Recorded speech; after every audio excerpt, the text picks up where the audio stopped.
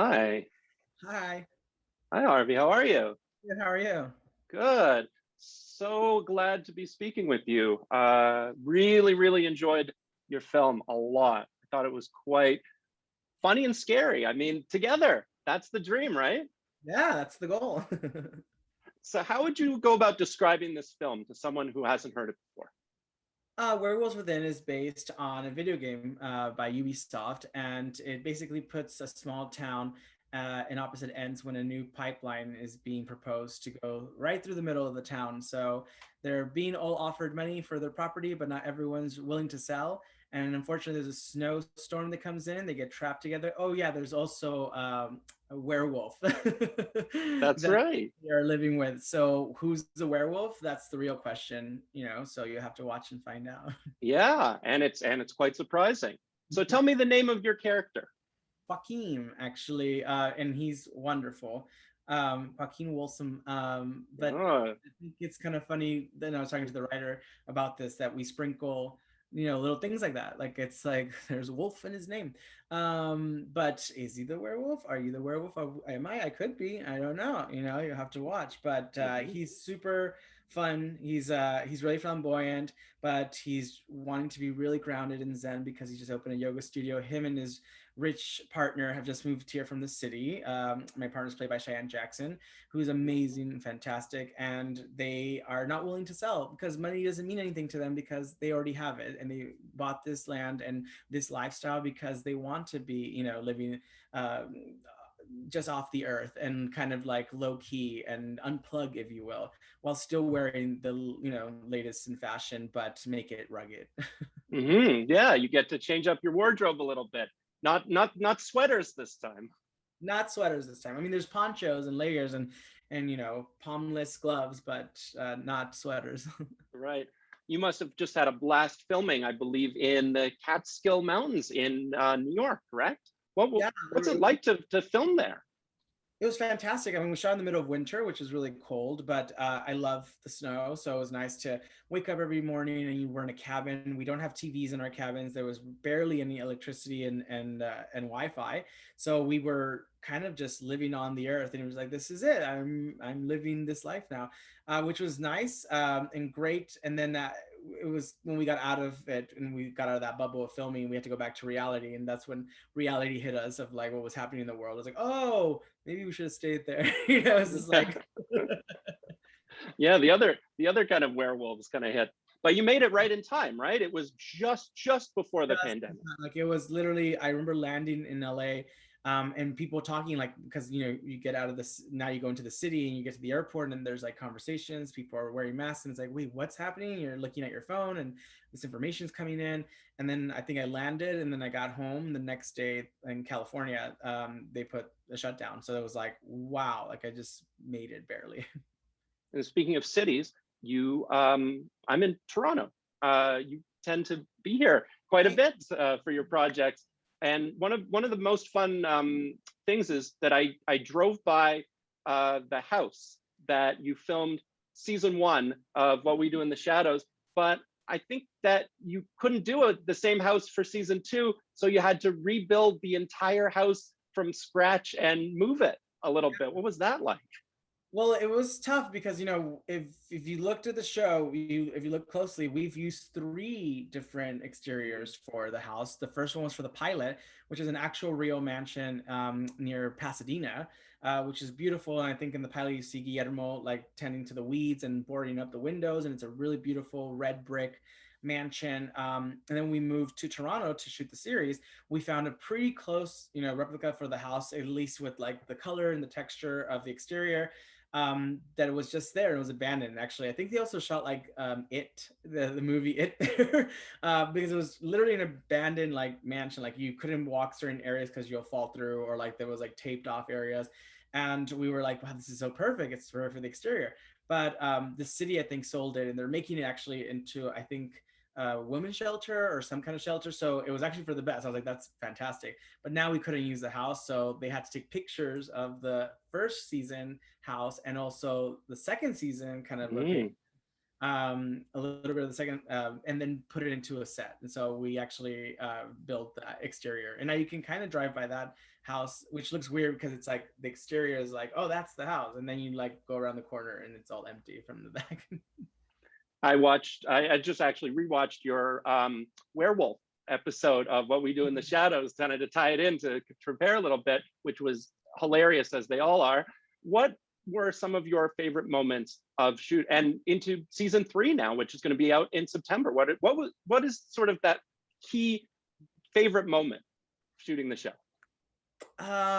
Geez, those so many, but for the last 2 seasons that have aired, there was actually a scene that the Taika directed in the pilot that I was really loving, and I kind of brought that moment back recently, that Guillermo is his last day, basically, of like, he thinks he's gonna be a vampire because of his years of service in the pilot.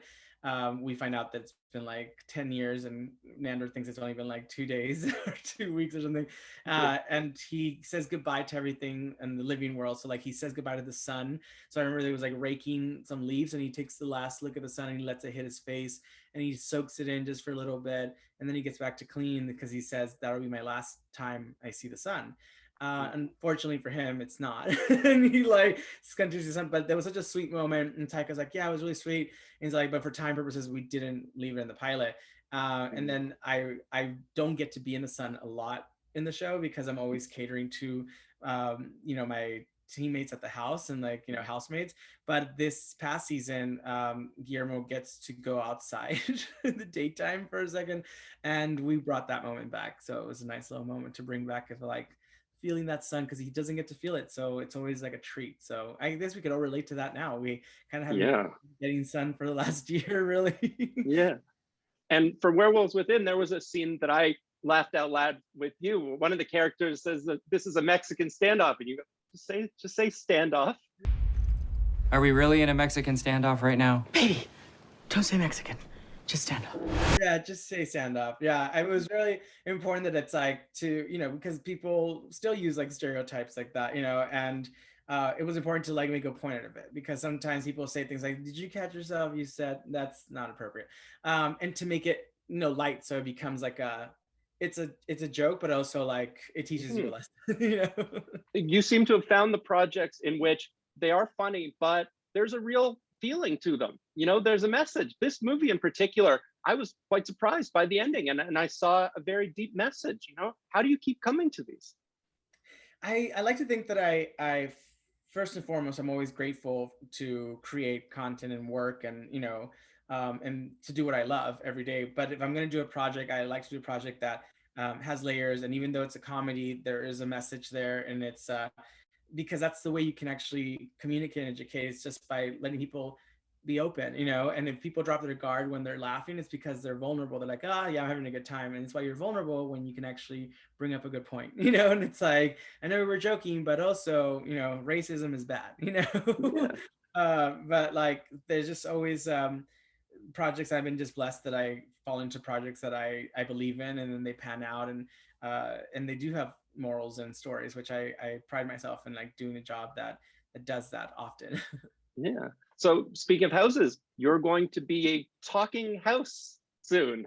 You're going to be the voice of a talking house. Yeah, I'm funny. I'm funny house. So the new Disney Junior animated series is Mickey Mouse's Fun House.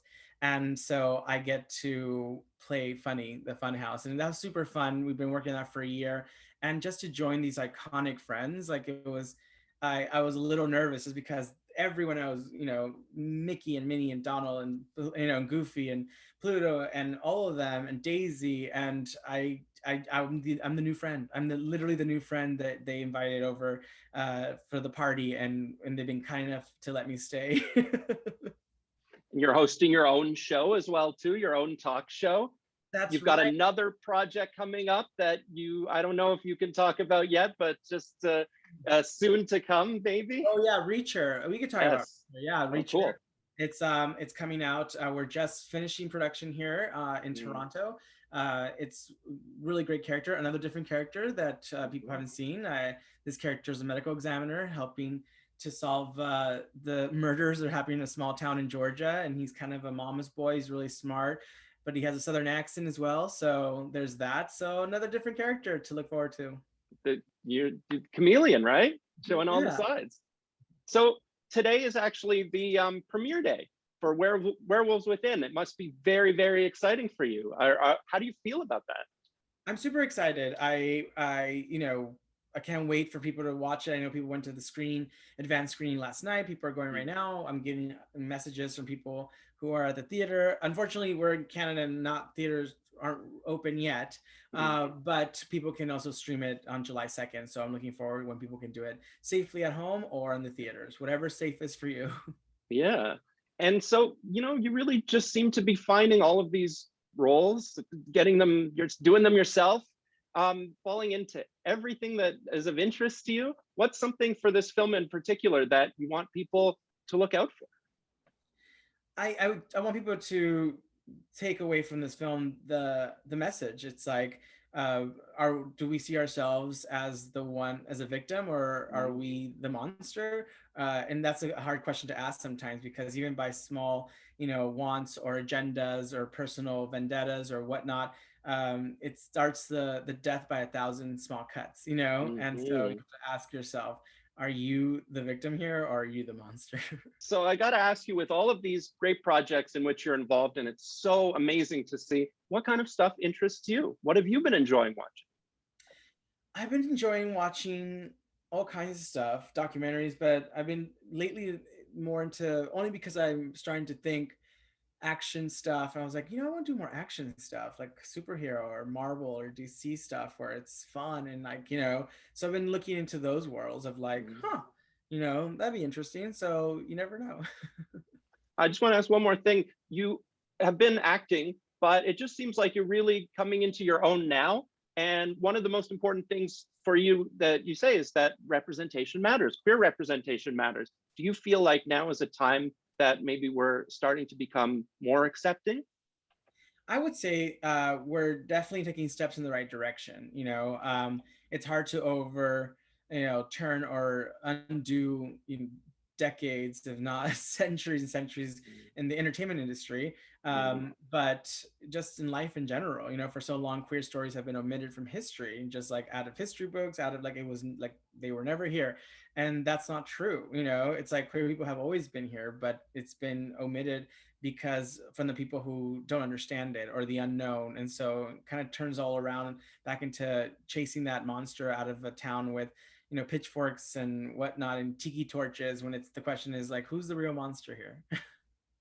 That's really what it comes down to. Thank you so much. It was such a pleasure speaking with you. I wish you the best. Thank you.